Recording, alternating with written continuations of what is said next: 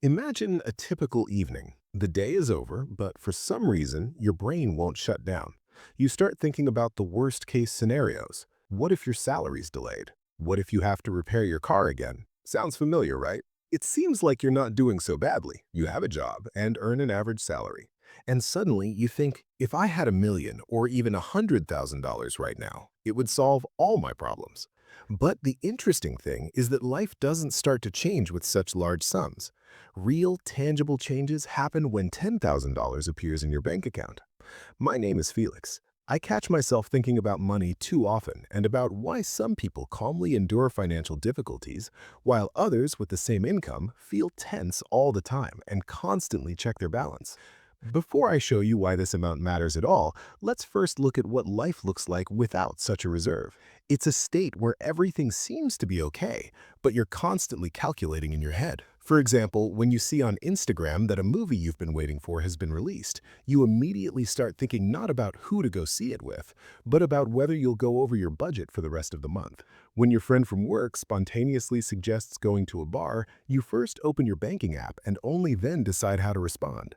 And most often, you start making up excuses that aren't very believable, which you later feel ashamed of. The first reason why $10,000 is really important is related to a psychological barrier. The moment you see 5 digits instead of four in your account, it becomes proof that you have really good financial habits. This is even more impressive because today it is not an easy task. If we look at average incomes, we see that the average salary is about $60,000 per year. That is, if you save 20% of that salary every month, it will take about a year to accumulate the coveted $10,000. And for people with debts or unstable expenses, this path is even more difficult, which is why many get stuck in the 4-digit range for a long time. But the most interesting thing is that after the first 10,000, almost nothing changes on the outside. You don't start buying expensive things or change your lifestyle overnight.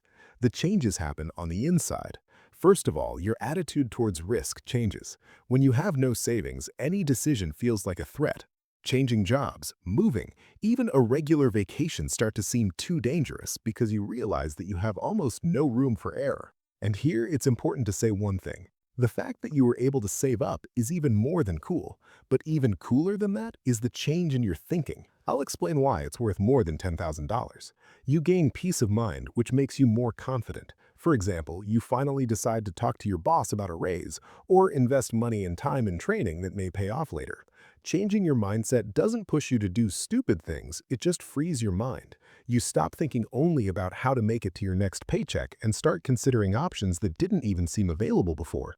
Think about the last time you suddenly fell ill or felt that you couldn't do without a doctor. If you live paycheck to paycheck, the thought of visiting a doctor immediately turns into a chain of anxious calculations such as how much will it cost, will I have enough money to last until the end of the month, and will I have to put off something important? You start thinking not about your health, but about where to get the money and what you will have to save on. Right now, you may be sitting in front of your screen thinking that this amount is something from another reality, especially if you find it really hard to save even $100. But there is one very important psychological point here. The biggest difficulty is not the money itself. It is much more difficult to develop the inner feeling that you are a person who knows how to save money.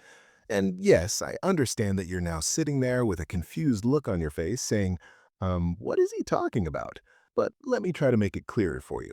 The thing is, many people perceive saving as something temporary. For a while, they drastically cut back on their expenses, try to save as quickly as possible, and then burn out and return to their old habits. Sounds familiar, right? But people who manage to save $10,000 in the end see it differently. For them, saving isn't a short sprint, but a complete change in their attitude toward money. This internal shift is very important because it changes all the small decisions you make. When you start to think of yourself as a person who saves money, you suddenly see unnecessary expenses that you previously thought you couldn't live without. You start thinking more often about where you can earn extra money or increase your income. And instead of thinking only about what you want right now, you start looking ahead and asking yourself a simple question. Do I really need this? It is also interesting that over time, this process becomes less difficult. Saving the first thousand is the hardest part. It requires strict self-discipline and significant changes in habits. But the next thousand comes easier because the basic skills and mindset begin to take hold. And when you approach the fifth or sixth thousand, saving money becomes almost automatic. That is why a person with these skills is closer to wealth than a person who earns more but does not know how to save money.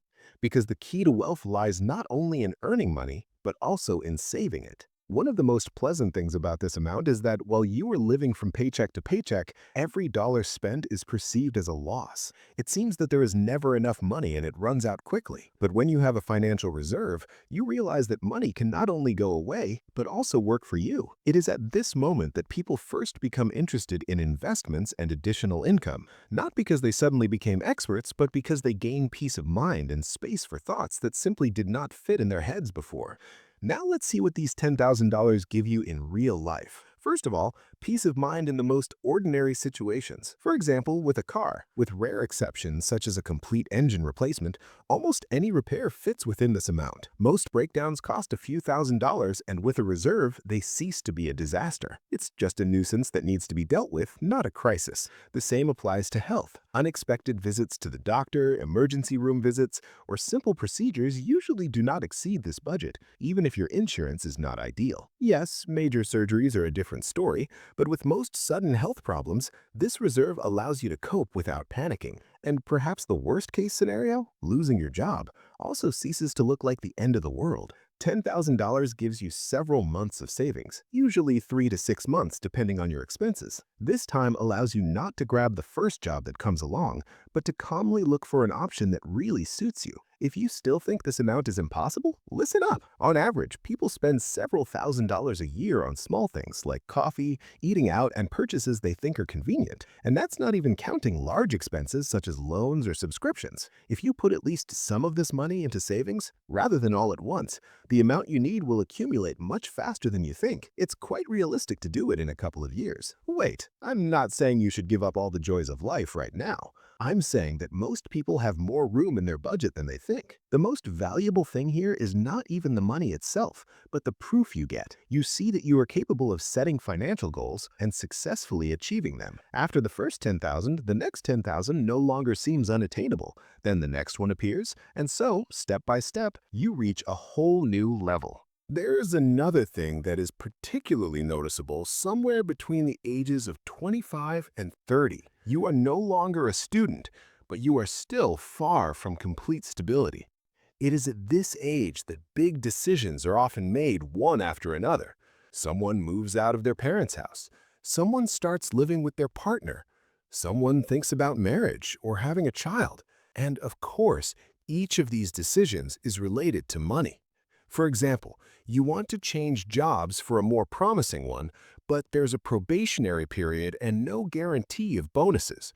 Without savings, it looks like a risk. With savings, it's a huge step forward. Moving is also a common occurrence at this age. Even just moving costs a lot of money. When you don't have a cushion, such decisions are postponed for years, even if they could improve your life. And finally, to be honest, my favorite thing about this phenomenon, such an amount gives you not only peace of mind, but also new horizons. When you have financial reserves, you are more likely to choose to go where you are interested, rather than where your budget allows. You start to find yourself more often among people who want more out of life. Not because you suddenly have a lot of money, but because you can afford to be more active. You can go to an event. You can sign up for training. Sounds cool, right? Even cooler is that you start to use your potential more. Try things you didn't dare to try before.